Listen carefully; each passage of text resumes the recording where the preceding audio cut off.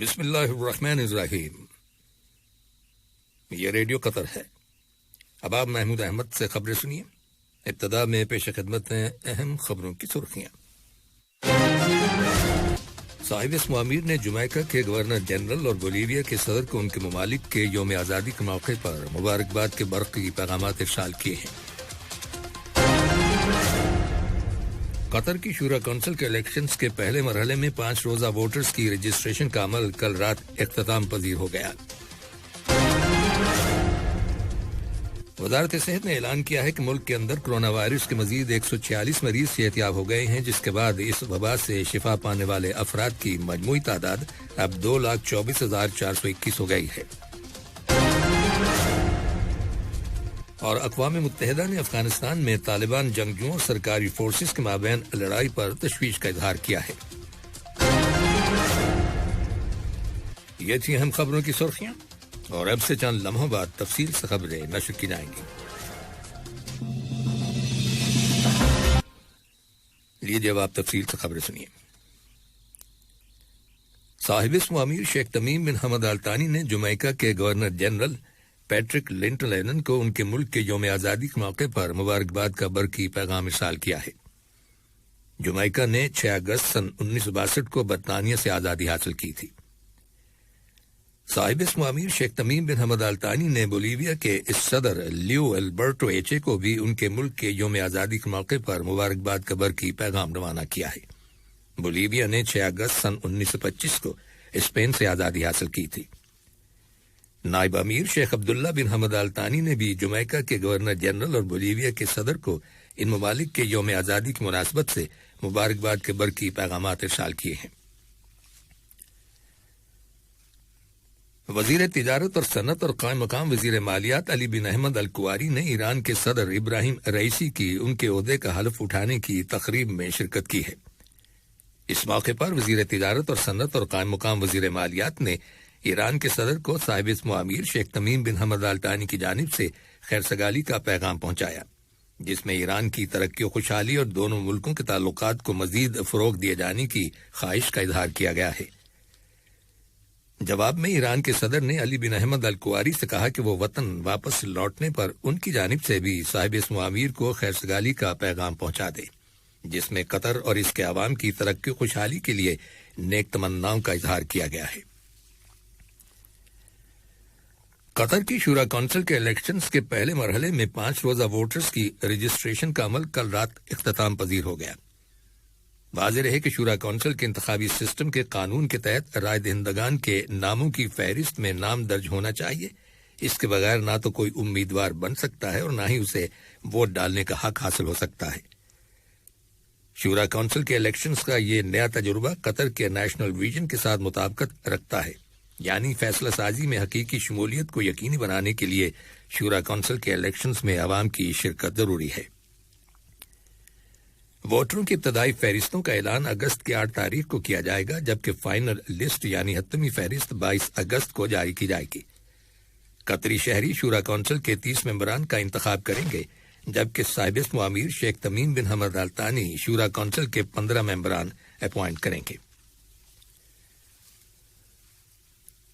قطر کی internal security force Lekhwiya کا search and rescue international group ترکی کی ریاست انطالیہ میں آگ لگنے کے واقعات کے بعد متاثرہ علاقوں میں آگ پر قابو پانے، لوگوں کو وہاں سے نکالنے اور زخمیوں کو میڈیکل ایڈ فراہم کرنے کے کاموں میں بھرپور تعاون جاری رکھے ہوئے ہے۔ لخویہ کا یہ گروپ پیرامیڈکس اور دیگر میڈیکل اسٹاف پر مشتمل ہے جو ہر طرح کے طبی ساز و سامان سے لیس ہے، اور وہ ریسکیو آپریشن میں بھرپور حصہ لے رہا ہے۔ قطر نے ایک بار پھر کہا ہے کہ وہ لبنان اور وہاں کے برادر عوام کو ہر ممکن مدد فراہم کرتا رہے گا۔ یہ بات وزیر مملکت برائے امور خارجہ سلطان بن سعد المریخی نے ویڈیو کمیونیکیشن کے ذریعے لبنانی عوام کی مدد کے لیے منعقد کی گئی ایک کانفرنس سے خطاب کرتے ہوئے کہی، جس کا اہتمام اقوام متحدہ اور فرانس کی حکومت نے کیا تھا۔ وزیر مملکت برائے امور خارجہ نے کہا کہ لبنان اور اس کے عوام کرائسس کا مقابلہ کرنے کی صلاحیت رکھتے ہیں، اور وہ عالمی برادری کی مدد اور تعاون سے موجودہ حالات پر قابو پا سکتے ہیں۔ اس کانفرنس کے ذریعے آئندہ سال 2022 کے لیے لبنان کی مدد کے لیے $357 ملین کی رقم جمع کی گئی ہے۔ وزارت صحت نے اعلان کیا ہے کہ ملک کے اندر کرونا وائرس کے 218 نئے کیسز رجسٹر کیے گئے ہیں، جن میں سے 134 کا تعلق مقیم لوگوں سے ہے، جبکہ 84 کیسز کا تعلق ان ٹریولر سے ہے جو حال ہی میں بیرون ملک سے دوحہ آئے ہیں۔ وزارت صحت کے اعلان کے مطابق کرونا وائرس کے مزید 146 مریض صحت یاب ہو گئے ہیں، جس کے بعد اس وبا سے شفا پانے والے افراد کی مجموعی تعداد اب 2,24,421 ہو گئی ہے۔ گزشتہ 24 گھنٹوں کے دوران وائرس سے کوئی مریض ہلاک نہیں ہوا۔ دریں اثنا ملک کے اندر کرونا وائرس کے خلاف جاری ویکسینیشن پروگرام کے تحت لوگوں کو اب تک کووڈ 19 ویکسین کی 39,17,000 سے زیادہ ڈوزز دی جا چکی ہیں۔ کرونا وائرس کی روک تھام کے لیے نیشنل اسٹریٹجک گروپ کے نگران اور حمد میڈیکل کارپوریشن میں متعدی بیماریوں کے شعبے کے سربراہ ڈاکٹر عبداللطیف الخال کا کہنا ہے کہ قطر میں داخلے اور یہاں سے جانے سے متعلق اختیار کیے گئے سخت اقدامات کی وجہ سے کرونا وائرس کی قسم ڈیلٹا کے قطر میں پھیلنے میں دیر ضرور ہوئی ہے، لیکن یہ وائرس اب سوسائٹی میں داخل ہو گیا ہے۔ تاہم اس کے پھیلاؤ کو روکنے کے لیے حکومتی تدابیر اور عوام کی جانب سے وائرس کی روک تھام کے لیے عائد کردہ پابندیوں پر عمل بدستور جاری ہے۔ حمد جنرل ہاسپٹل کے میڈیکل ڈائریکٹر ڈاکٹر یوسف المسلمانی نے کہا ہے کہ قطر میں لوگوں کو جو ویکسینز دی جا رہی ہیں وہ ڈیلٹا وائرس کے خلاف انتہائی ایفیکٹو ہیں۔ ڈاکٹر المسلمانی نے عوام پر زور دیا ہے کہ وہ جلد از جلد کرونا وائرس کی ویکسین لگوائیں تاکہ کمیونٹی کو وائرس کے خلاف امیونٹی یعنی قوت مدافعت حاصل کرنے میں مدد ملے۔ دریں اثنا وزارت داخلہ میں متعلقہ اتھارٹیز نے 176 افراد کو حراست میں لینے کے بعد انہیں پبلک پروسیکیوشن کے حوالے کر دیا ہے۔ ان میں سے 171 لوگوں نے ماسک کا استعمال نہیں کیا تھا، جبکہ 5 افراد نے سوشل ڈسٹینسنگ برقرار رکھنے کی پابندی کی خلاف ورزی کی تھی۔ یہ خبریں ریڈیو قطر سے نشر کی جا رہی ہیں۔ اسرائیل کے وزیر اعظم نتفالی بینت نے کہا ہے کہ بحیرہ عرب میں آئل ٹینکر پر ایران کے مبینہ حملے کے خلاف اسرائیل جوابی کارروائی کرے گا۔ فوجی افسران کے ساتھ ملاقات کے دوران ان کا کہنا تھا کہ وقت آنے پر جوابی کارروائی عمل میں لائی جائے گی۔ مبصرین کا کہنا ہے کہ اسرائیلی وزیر اعظم کے اس بیان کو دونوں ملکوں کے درمیان ایک بڑی جھڑپ کے امکان کے طور پر دیکھا جا رہا ہے۔ یاد رہے کہ آئل ٹینکر پر ڈرون کی مدد سے کیے گئے حملے میں 2 افراد ہلاک ہو گئے تھے، ان میں سے ایک برطانوی شہری تھا جبکہ دوسرے کا تعلق رومانیہ سے تھا۔ بیروت سے آمدہ رپورٹس کے مطابق اسرائیلی فوج نے کل رات لبنان پر فضائی حملے کیے۔ اس سے پہلے لبنان کے علاقے سے اسرائیل کی سرزمین پر راکٹ فائر کیے گئے تھے۔ اسرائیلی فوج نے کہا ہے کہ اس کے جیٹ لڑاکا طیاروں نے ان مقامات کو نشانہ بنایا ہے جہاں سے اسرائیل پر راکٹ داغے گئے تھے۔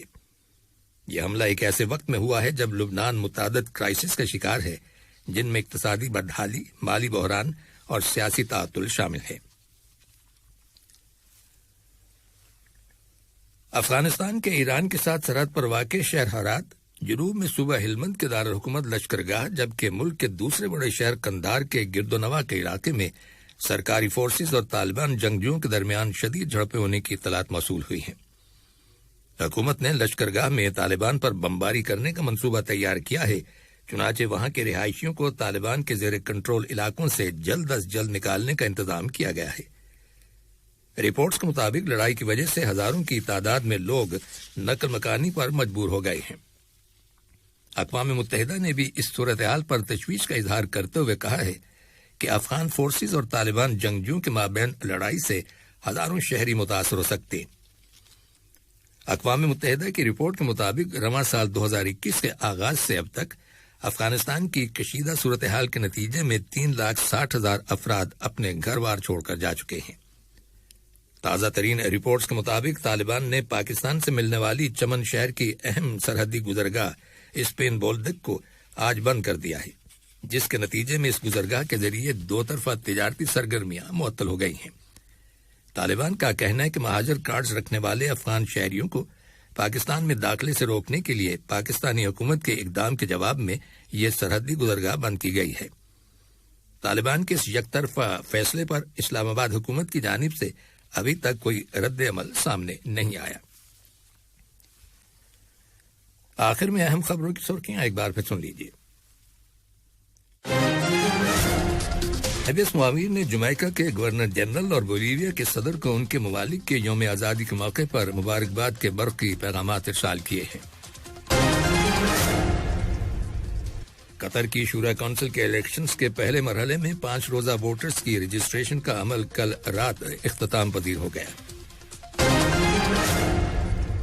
وزارت صحت نے اعلان کیا ہے کہ ملک کے اندر کورونا وائرس کے مزید 146 مریض صحتیاب ہو گئے ہیں، جس کے بعد اس وبا سے شفا پانے والے افراد کی مجموعی تعداد اب 2,24,421 ہو گئی ہے۔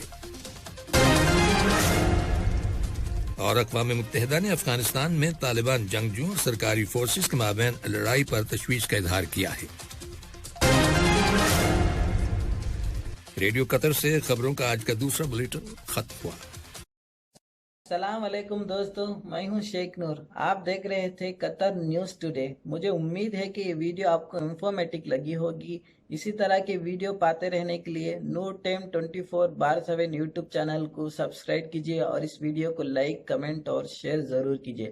اگر آپ فیس بک پر دیکھ رہے ہیں تو شیخ نور پیج کو لائک کیجیے اور فالو کیجیے تاکہ میں جیسے ویڈیو اپلوڈ کروں آپ تک پہنچ جائے۔ شکریہ۔